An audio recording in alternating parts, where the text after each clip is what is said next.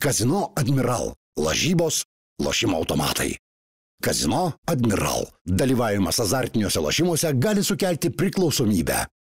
Sveiki, Eurolygos playoffai baigėsi, tad grįžkime prie Žalgirio vasaros darbų. Taip, greičiausiai dauguma papildymų bus užsieniečiai, bet o ką daryti su lietuviais? Dažnai kalbama apie tai, kad kauniečiai saviems permoka ir iš dalies su tuo sutinku. Tačiau vis dėlto yra keli, kurių sutarties sąlygos yra atitinkančios realybę, todėl šiandien video apie Arną Butkevičių. Vertinsiu jo praėjusį sezoną Eurolygoje, kodėl manau, kad Žalgiris turėtų su juo atnaujinti kontraktą ir kiek pinigų per metus būtų geras dylas. O juk tokių Žalgiriui mes ir linkim kuo daugiau. Kaip visada, prieš žiūrint, nepamirškite paspausti like ir tie, kurie dar nesate prenumeravę kanalo, dabar yra geriausias metas tą padaryti ir padėti mano kanalui augti. Taip kad ačiū Jums labai, einam į analizę. Arno statistika šiame sezone ir vėl nebuvo įspūdinga. Bet o kada Butkevičiaus indėlį mes vertindavome pagal skaičius ant balto popieriaus lapo? Gynybinių žaidėjų įprasta statistika nemėgsta. Taip, fiksuojame perimtus kamuolius ir blokus, tačiau pagal pirmuosius dažnai pirmauja net ir prasčiau besiginantis, bet labiau rizikuoti mėgstantis gynėjai. O blokai tiesiog yra aukštaūgių dalykas, tačiau pažengusioje statistikoje jau galime pamatyti įdomių dalykų. Su Butkevičiumi aikštelėje Žalgirio gynybinis reitingas per 100 atakų pagerėja ženkliai. Tai yra geriausias rezultatas komandoje, o tokią teigiamą įtaką lenkia tik vos keli kiti Eurolygos žaidėjai. Todėl pažiūrėkime atidžiau į visas skirtingas situacijas gynyboje, kuriuose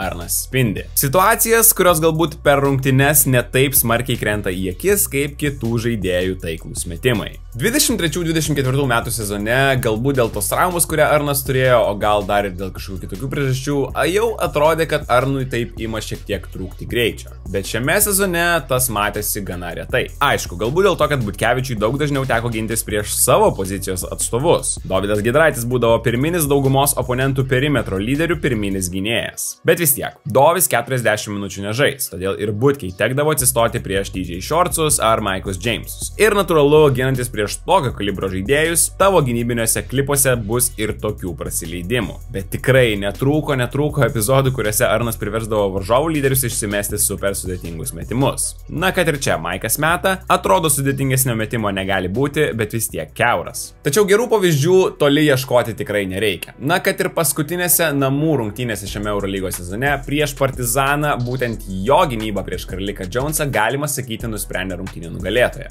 Jonesas su kamuoliu ir Arnas jį pasitinka labai aukštai. Jam pavyksta išsivaduoti iš po Deiviso užtvaros, neatiduodant jokio pranašumo, o tai leidžia Žalgiriui nesikeisti. Tai jau pergalė. Prieš Dunstoną Karlikui būtų daug lengviau. Vėliau Jonesas bando verpstės veiksmų eiti nuo užtvaros, bet ir čia nepavyksta apgauti Arno, o prasiveržimo metu lietuvis neatiduoda nei 1 centimetro. Čia dar geras mini pasaugojimas iš Dunstono ir Karlikas iškrenta į užribį. O čia sezono pradžioje prieš Maiką Jamesą. Iš pradžių užtvarų karuselė silpnoje pusėje, iš kurios Arnas išlenda tvarkingai. 2-2 metu Birutis stepautuoja, o Arnas daro tai, ką ir turi daryti. Atsitraukia, blokuoja perdavimą į trumpai nusileidimą. Ir nors tai leidžia amerikiečiui gauti greičio, Butkė maksimaliai apsunkina šį metimą. Kitame klipe Monake Maikas bando atakuoti tada, kada visi kiti 4 krepšininkai nekreipia dėmesio į tai, kas vyksta su kamuoliu. Bet Arnas atsilaiko pats ir dar puikiai parduoda šitą mini nusistumimą. O čia Kaune jau dažnai moderniame krepšinyje matoma netikra užtvara tarp dviejų gynėjų. Žalgiris keičiasi,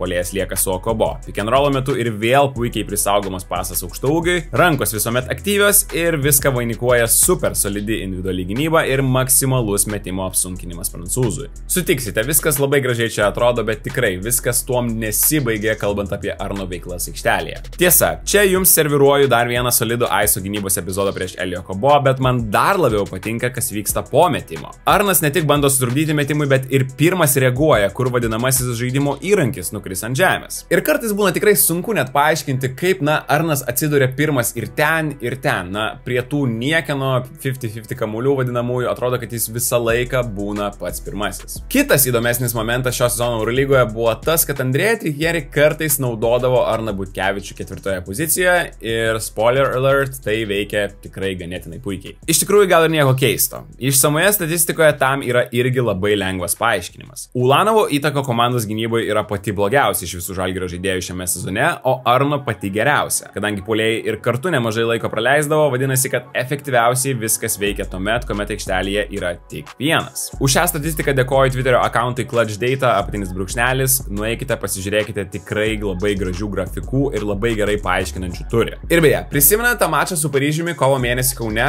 būtent tuomet Butkevičius antroje mačo pusėje tikrai nemažai žaidė 4 numeriu ir viskas labai gražiai atrodė. Iš pradžių atkreipkite dėmesį, kaip Arnas duoda kontakto Jantonenui, kad šis negalėtų nei pastatyti, nei imituoti užtvaros lengvai. Vėliau turėtų būti tik stepautas, bet jis perima Hifi priežiūrą ir išlieka prie pat, dar ir blokuodamas Eurolygos kylančios žvaigždės metimą. Kone kitoje atakoje Hifi eina nuo užtvaros, taip suklaidindamas Francisco. Jis gauna išsikeitimą ir čia vėl Butkevičius. Sumanus bandymas apgauti, kviečiant rankomis savo komandos draugą ir iškart atakuojant į kitą pusę, bet lietuvis pasiruošęs tokiems bairiams ir nepaleidžia Hifi taip lengvai. Dar viename epizode dabar jau Modolo su kamuliu. Flat užtvara jam, kad šis galėtų rinktis, į kurią pusę nori verštis. Arnas vis tiek perima jo globą ir net ir mažas varžovo pasistumimas su pečiu čia nesukuria daug vietos vokiečiui. Yra labai daug mažų dalykų, dėl kurių galima itin stipriai mėgti Arno Butkevičiaus žaidimą. Ir šiaip jau netikiu, kad Žalgiris nesusiduria su jokia konkurencija su kitu Eurolygos klubu, kovojant dėl Butkevičiaus parašo kitam sezonui. Manau, kad bent kelioms Eurolygos komandoms praverstų toks gynybinis žaidėjas už nebrangiai, kuris šiame sezone buvo vertas pirmo ar antro gynybos simbolinio penketo, jei toks tik egzistuotų Europoje. Jo aktyvumas praktiškai visada didžiausias komandoje, jo rankos visada pakeltos. Čia jis besivėjančio vaidmenyje po užtvaros, bet net ir čia. Idealus rankų darbas iškrapštant šitą kamuolį. Kalbant apie idealų rankų darbą. Mes iki čia nagrinėjame tik tuos epizodus, kuomet Butkevičius ginasi prieš kamuolį, bet turbūt dar geriau jis man ir kitiems atrodo, kuomet jis yra tose pagalbos situacijose. Čia po ispaniško pick and rollo jis lieka toliau nuo kamulio su Jordanu Lloydu, o Kobo bando atakuoti prieš Smailagičių, bet Arnas standina, o čia jau lyg ir dvigubinti eina, gynėjas lyg ir pasą nori duoti, bet Butkė reaguoja, atsitraukia, o po sekundės jau vėl standina, nes Okobo veržiasi į kairę, galvodamas, kad ten yra vietos. Klaida ir dar žinoma, jis pirmas ant niekieno kamulio. Kazino Admiral. Lažybos, lošimo automatai. Kazino Admiral. Dalyvavimas azartiniuose lošimuose gali sukelti priklausomybę. Labai panašu čia. Pick and rollo metu Brazdeikis padeda giliau, todėl Baskonija bando 2 pasais atakuoti būtent jį klausautę. Bet aišku, kad prasiveržimo metu Butkevičius stantina nuo žmogaus per vieną perdavimą ir tai yra dar vienas perimtas kamuolys. Čia vėl išsikeitimo situacija, tik šį kartą jau prieš Peris. Birutis siunčia Šorcą į dešinę, bet Idžiai vis tiek eina į kairę ir nors Butkė toli, bet Šorcas neįvertina, kaip arti čia puolėjo atsidūrė. Toliau šiek tiek kitokia pagalbos situacija. Antrojo šanso metu Modolo nusprendė tiesiog žaisti ISO prieš Brazdeikį. Jis praeina į dešinę ir jei ne Arno išsikeitimas jau baudos aikštelėje, tai būtų 2 lengvi taškai.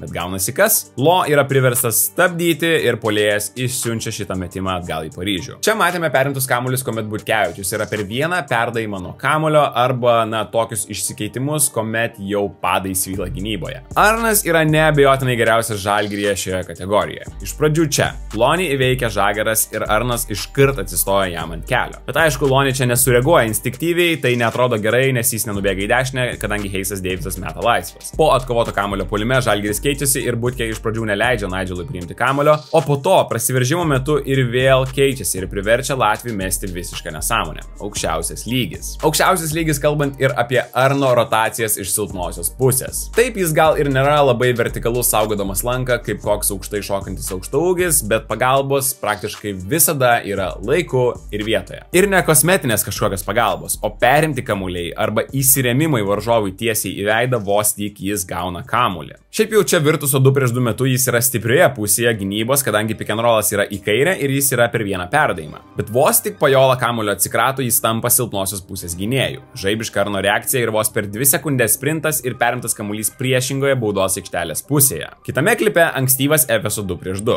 Elijah eina nuo užtvaros, Arnas saugo lanką ir ne tai, kad grįžtų po to, kai jo turų gauna kamuolį, jis pastebi, kad varžovas jo nemato ir perima dar vieną kamuolį. Dar vienas nuostabus pavyzdys prieš Paris. Iš pradžių kamuojamas Jantonenas, o vėliau jis tampa silpnos pusės gynėjų. Kai TJ atlieka pasą Wardui, Igi turi skubėti į kampą, o Arnas turi užimti savo postą tarp 2 žmonių ir žiūrėti, kur eis perdavimas. Wardas čia pabijo atlikti perdavimą, bet vos po kelių sekundžių dar vienas 2 prieš 2. Kadangi Birutis kyla, pasas yra, bet ir vėl pasienio saugumo postą savo vietoje, o ir aktyvios rankos vėliau pajungiamos į vakarėlį. Nors tiesą pasakius, kadagi jos nedalyvauja. Jei aikšteliai Arnas, varžovams perdavimus tikrai nėra taip lengva atlikti. Pagal perimtų kamuolių procentą Žalgirio puolėjas vėlgi lenkia 90% visų Eurolygos žaidėjų. Elitiniai pažengusios statistikos skaičiai ir elitiniai gynybos klipai. Aišku, puolime viskas netaip smarkiai gražu. Daug jis nedaro ir nėra, kad Arnas būtų elitinis 3 ir gynybo profilio žaidėjas. Ir nors tritaškių pataikymas šiame sezone atrodo superinis, 38%, toli gražu Butkevičiaus reputacija nėra kaip snaiperio. Varžovai duoda jam erdvės kiek tik nori, eina padėti ir tai yra visiškai normalu. Lietuvis pataikė vos 27 tolimus metimus per 33 žaistas Eurolygos rungtynes. Net 13 iš jų jis paliko aikštelę su 0 pataikytų tritaškių grafoje. Sakyčiau, kad netikėtai, bet puolėjas po pagavimo taikliau metė, kuomet šalia jo būdavo varžovas. 40% taiklumas. Kuomet Arnas visiškai laisvas, procentai krenta iki 33.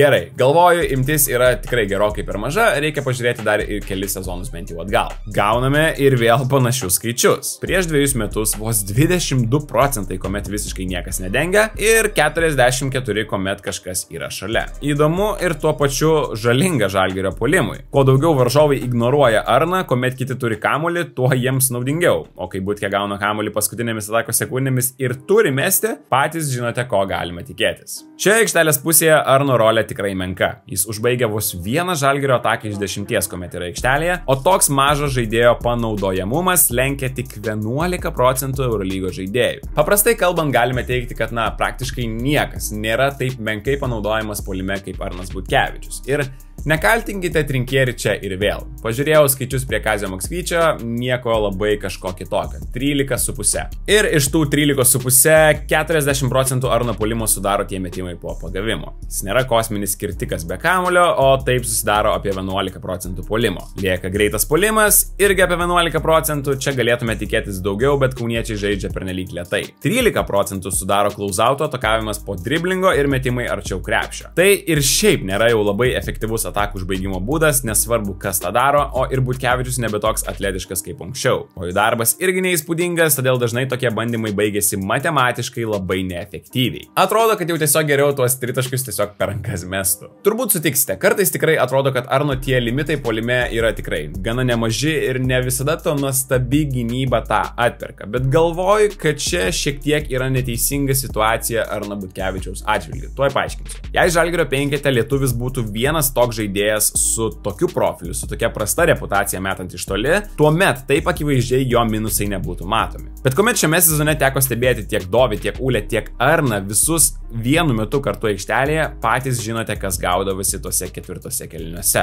Bet čia buvo ir viena iš šio sezono komplektacijos pasiekmių - neturėjimas stabilių žaidėjų abiejose aikštelės pusėse. Vieni labai gerai atrodė puolime, tačiau gynyboje smarkiai grybaudavo. Kiti atvirkščiai. Ir būtent 4 pozicijoje taip ir neatsirado vieno stabilaus žaidimą viso sezono metu demonstravusio puolėjo. Todėl Uliai teko žaisti turbūt daugiau negu jis turėjo. Bet čia jau kita problema tikrai ne Arno. Manau, kad jis visiškai buvo nusipelnęs to senojo kontrakto, uždirbo apie 300 000, o tai buvo nuostabus tiesiog susitarimas žinant dabartinės Eurolygos algas. Manau, kad Butkė gali dar kokius 2 metelius pasiginti aukštame lygyje, o puolime visiems viskas aišku, ką gausime ir tas turėtų likti. Manau, kad Žalgiris turės pakelti šiek tiek savo pasiūlymą, kad išlaikytų Arną, bet šį kartą tai būtų padaryta dėl tikrai logiškų priežasčių. Kaip jums atrodo, kokios sumos Arnas Butkevičius yra vertas per 1 metus? O galbūt norėtumėte į tą poziciją Gyčio Radzevičiaus? Susirašome komentaruose, nepamirškite paspausti like, prenumeruoti kanalą, jeigu jums patiko šis video. Ačiū, kad žiūrit. Iki!